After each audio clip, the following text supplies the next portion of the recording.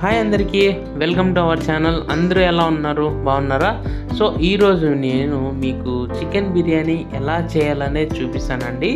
చాలా అంటే చాలా టేస్టీగా ఉంటుంది. హోటల్లో ఏ రకంగా అయితే టేస్ట్ ఉంటుందో అదే రకంగా అలాగే టేస్ట్ అనేది ఉండేలాగా మీకు చూపిస్తాను. చూసారు కదా, అసలు ముక్క కూడా ఎంత సాఫ్ట్గా అనేది కుక్ అయిందో. సో దీన్ని ఏ రకంగా చేయాలా, ఏ కొలతలు తీసుకోవాలా, ఏ మసాలాలు యూజ్ చేయాలా అంటే స్టెప్ బై స్టెప్ ఎలా చేయాలనేది పిన్ టు పిన్ మీకు చెప్తానండి ఈరోజు.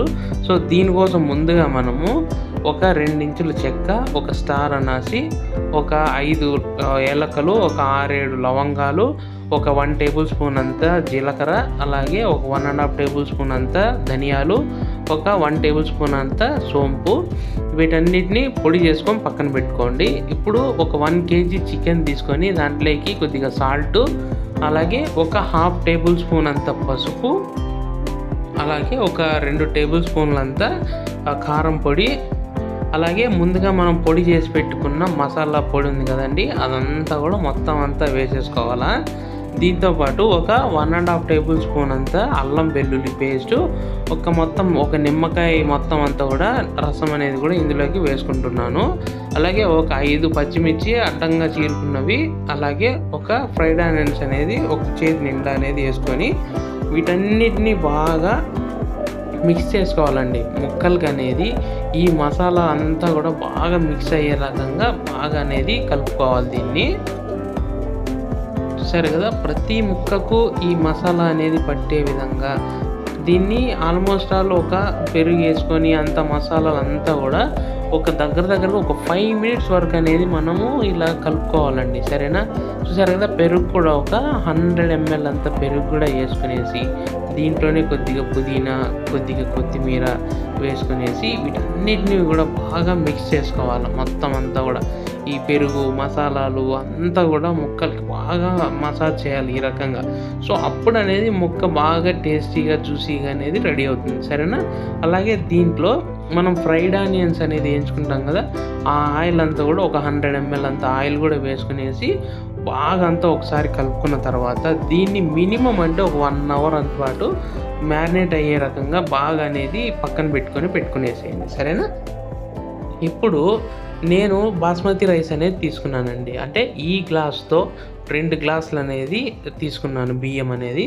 సో ఇవంతా బాగా కడుక్కునేసి నానబెట్టి పక్కన పెట్టుకునేసేయండి. ఓకేనా? ఇప్పుడు ఒక స్టవ్ పైన పాత్ర పెట్టుకునేసి అందులోకి ఉప్పు, పుదీనా, కొత్తిమీర, అలాగే ఒక 4 పచ్చిమిర్చి, అలాగే ఒక ఇంచు చెక్క, ఒక 4 లవంగాలు, అలాగే ఒక 4-5 లవంగాలు, ఒక 4 ఏలక బొడ్లు, కొద్దిగా అల్లం పేస్టు, ఒక బిర్యానీ ఆకు, షాజీరా 1 టేబుల్ స్పూన్ అంత వేసుకునేసి మరగబెట్టుకోండి. ఇప్పుడు బిర్యానీ చేసుకోవడానికి ఒక కుక్కర్ కానీ ఇలాగ ఏదో ఒకటి పెట్టుకునేసి మనం మ్యారినేట్ చేసుకున్న చికెన్ వేసుకొని, అలాగే బిర్యానీ ఆకు, ఒక చెక్క, ఒక 4-5 లవంగాలు, ఒక 3 ఏలక బొడ్లు, అదేనండి ఇలాచీ అనేది కూడా వేసుకునేసి ఒకసారి బాగా కలుపుకొని లో ఫ్లేమ్లోనే దీన్ని పెట్టుకోండి. హై ఫ్లేమ్లో ఏం అవసరం లేదు.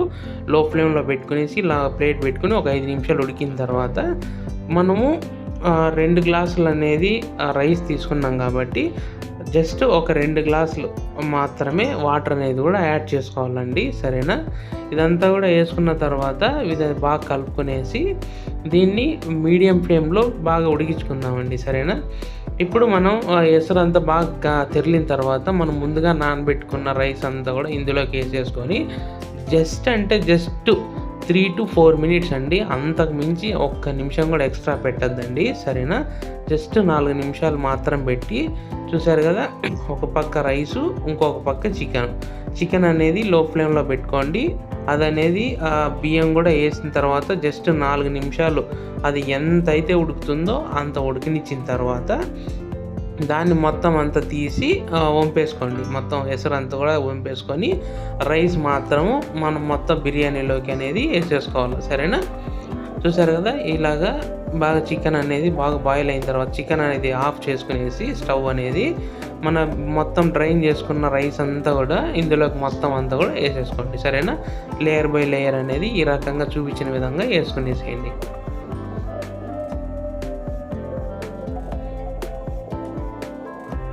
ఇలాగ ఏసుకున్న తర్వాత దీనిపైన కొత్తిమీర, అలాగే ఫ్రైడ్ ఆనియన్స్ గూడా ఏసుకునేసి, దీనిపైన కొద్దిగా అంతా నెయ్యి గూడా వేసుకోండి. సరేనా? ఆ క్లిప్ అనేది మిస్ అయిందండి. సో, మీరు నెయ్యి గూడా కంపల్సరీగా ఏసుకోండి. నెయ్యి లేకపోతే అసలు బిర్యానీ చేయొద్దండి. సరేనా?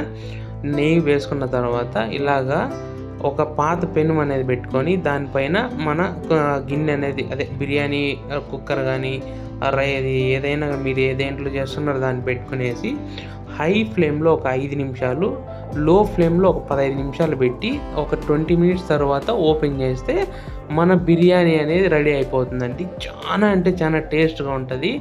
ఇంతేనండి, పెద్ద కష్టమేం కాదు బిర్యానీ చేసుకోవడము. ఆ తర్వాత ఒక 20 మినిట్స్ తర్వాత చూసారు కదా అసలు రైస్ ఎలా ఉందో పొడి పొడిగా అసలు ఒకదానికొకటి అతుక్కోకుండా ఎంత బావుందంటే రైస్ అంత బావుంటది. ఇది స్పైసీగా గూడా ఉండదండి. చానా ఎక్కువ స్పైసీగా కూడా లేకుండా చానా బావుంటది. చూసారు కదా అసలు కలర్‌ఫుల్‌గా ఎలా కనపడతా ఉందో. దీన్ని మనము తింటా ఉంటే అసలు ఎలా ఉంటదంటే ఆ స్మెల్ అనేది పక్క ఇండ్లకు గూడా దాటి ఎళ్ళిపోతది. అంత బావుంటది బిర్యానీ అనేది. మీరు ఒకసారి ట్రై చేయండి. ఎలా ఉందనేది కామెంట్ చేయండి. సో, యాక్చువల్‌గా మన 1000 అనేది రీచ్ అయిపోయారు మన సబ్‌స్క్రైబర్సు. బట్ ఇంకా చాలా మంది సబ్స్క్రైబ్ చేసుకోకుండానే చూస్తా ఉన్నారండి మన ఛానల్ అనేది. సో, దయచేసి మన ఛానల్ అనేది సబ్స్క్రైబ్ చేసుకొని మీకు నచ్చినట్టయితే వీడియో అనేది లైక్ చేయండి. ఒకవేళ మీకీ వీడియో అనేది నచ్చుంటే మీ ఫ్రెండ్స్‌కి ఎవరికైనా సజెస్ట్ చేయాలనుకుంటే వీలైతే షేర్ గూడా చేయండి. ఓకేనా?